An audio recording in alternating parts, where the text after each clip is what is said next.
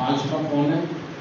पांचवा वह व्यक्ति जिसका इंसान और इंसानियत में भरोसा है, जो मानव और मानवता को मानता है।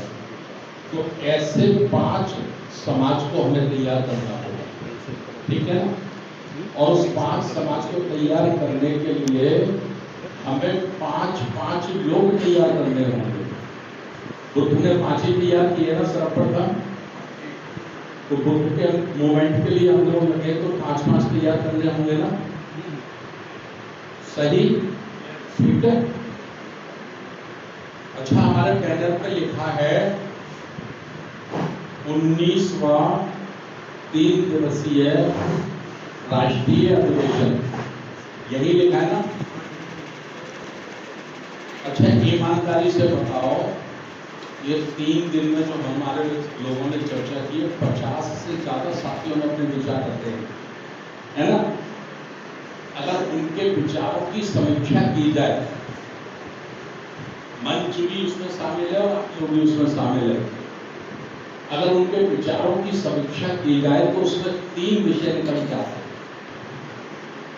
सबसे बड़ा विषय निकल के तो ये आता है कि ये राष्ट्रीय अधिवेशन नहीं है, ये समस्या पर चर्चा करने का सम्मेलन है। विषय है समस्या और समस्या पे चर्चा करो, है ना? एक तो ये निकल के आता है। दूसरा, इसका अगर समीक्षा करेंगे हम, तो हम इसको ये भी कह सकते हैं भाषण प्रतियोगिता, भाषण प्रतियोगिता, है ना? भाषण प्रतियोगिता में हम अपनी पूरी ताकत लगाएंगे। तीसरा कहेंगे तो हम इसे ये भी कह सकते हैं कि पदाधिकारी प्रशिक्षण, जबकि इन 3 दिन में हमारा एक भी विषय नहीं था, एक भी विषय ये नहीं था जिस पर हमने चर्चा की है, ठीक है ना? अधिवेशन के प्रथम दिन ही आपको विषय दे दिया गया था और तीनों दिन विषय देने के बाद भी किसी भी जिम्मेदार व्यक्ति ने उस विषय को गंभीरता से नहीं लिया।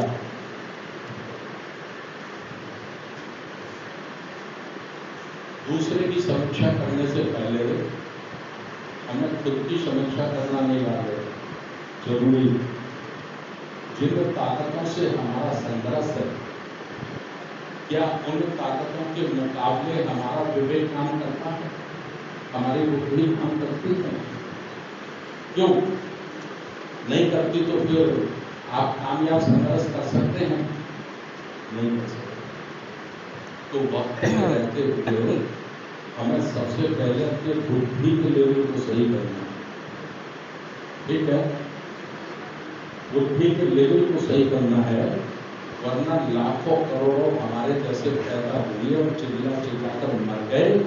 हम मनोवादी ब्राह्मणवादियों का एक बाल पत्नी टेढ़ा नहीं कर पाए, समझते नहीं?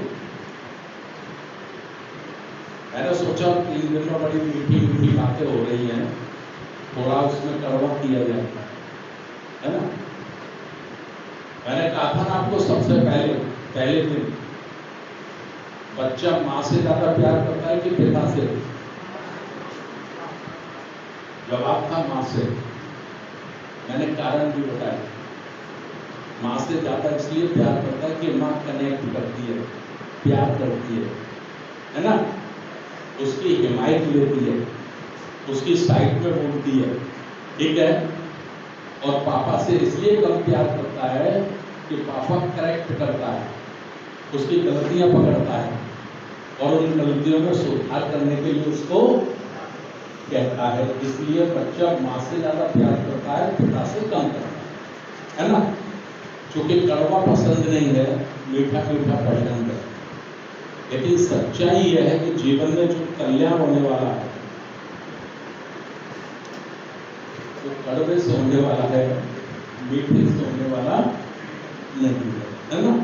हम सही मार्ग पर चल सकेंगे, सही मंजिल तक को पा सकेंगे, उसमें आपको सुविधा नहीं मिलेगी।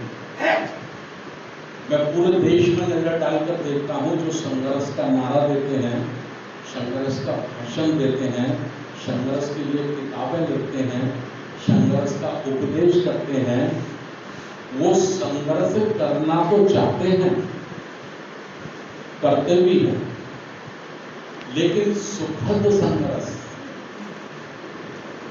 संघर्ष की जो परिभाषा है, ठीक है, सही परिभाषा है संघर्ष की, जिसमें सुख ना हो, आराम ना हो,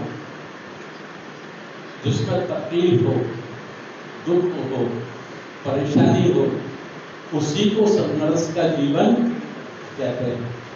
यदि उसमें सुख है, आराम है, तो फिर वो संघर्ष की श्रेणी में नहीं आता। क्यों? बाकी ये ठीक से समझना है तो अपने संत गुरुओं का जीवन पढ़ लीजिए। दुनिया में जितने लोगों ने भी परिवर्तन किया है, उनका जीवन पढ़ लीजिए। एक आदमी का जीवन नहीं बता सकते कि उसने सुखद जीवन जिया हो और फिर उसने समाज में कोई बदलाव किया, है ना? सुखद और दुखद की परिभाषा क्या है? जैसे हम कहते हैं कि मीटिंग लगाइए, प्रोग्राम लगाइए, जिला लेवल पे लगाइए, संभाग लेवल पे लगाइए, स्टेट लेवल पे लगाइए, तो साथी लोग कहते हैं सर अभी थोड़ा मई जून में नहीं लगाते, अगस्त में लगाएंगे। मई जून में क्या है? गर्मी बहुत है, गर्मी बहुत है। तो मैं बड़े प्यार से पूछता हूँ, तो सरकारी दफ्तर और प्राइवेट दफ्तर तो सब खाली पड़े होंगे, खाली पड़े होंगे ना, चूंकि गर्मी बहुत है, लोग निकल ही नहीं रहे होंगे घर से। नहीं साहब, दफ्तर तो बरोबर कोई खाली नहीं। तो हो सकता है वो लोग अमेरिका में रहते हों, रशिया में रहते हों, इंडिया वाले तो जरूर खाली होंगे।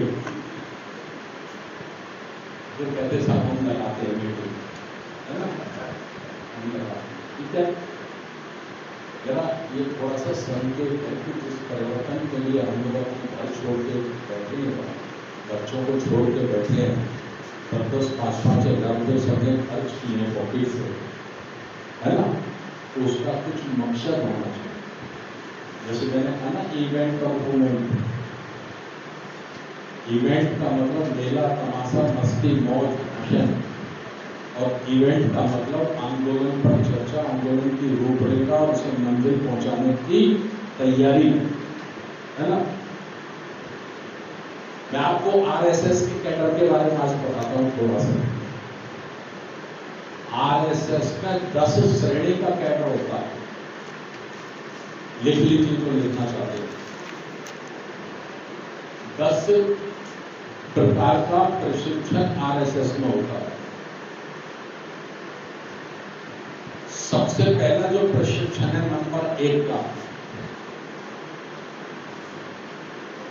उसमें समय और किसको बैठना है ये तय होता है। समय कौन सा होगा मालूम है आपको? रात को 12 बजे, रात को 12 बजे वो शुरू होता है। और शामिल कौन होता है उसमें मालूम है? ब्राह्मण, ब्राह्मण में भी चित्त पावन ब्राह्मण, सारे ब्राह्मण अलाउ नहीं है उसमें।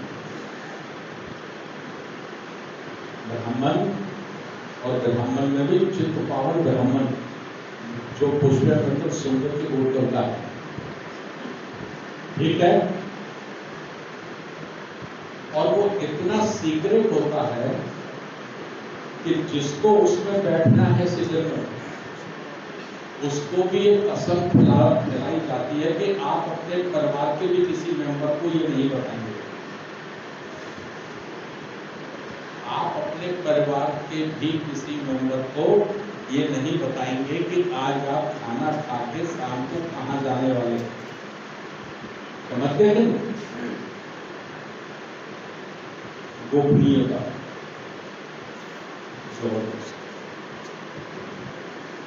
उसमें तय होता है, उसमें चर्चा होती है पूरे 5 घंटे तक। सुबह के 5 बजे तक उनके चारों शंकराचार्यों ने, उनके ऋषि मुनियों ने हजारों हजारों वर्ष तक इस देश के प्रभुजनों को गुलाम बनाने के लिए जो उपाय सोचे हैं, जो तकनीकी उन्होंने सोची है, उनके शंकराचार्यों ने जो उपाय सोचे हैं, जो तकनीकी सोची है, वो उन तक जाती है। ठीक है, शंकराचार्य नहीं जाते उसमें। चारों शंकराचार्यों ने लाखों लाखों वर्ष तक अपनी संस्कृति को कामयाब रखना है, भारत में मजबूत रखना है। उसके लिए वर्तमान समय में क्या क्या उपाय किए जा सकते हैं, क्या क्या तकनीकी अपनाई जा सकती है, उसको एक क्लासेस के कैडर में डिस्कशन होता है। ठीक है, समझ गया? नहीं समझे?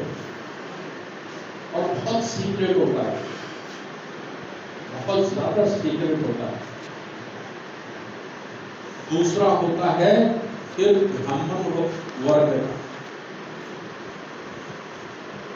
ब्राह्मण वर्ग का होता है कि हमें ब्राह्मणों की सदैव पूजा करानी है, समाज में उनको सर्वश्रेष्ठ प्रथम स्थान पर रखना है।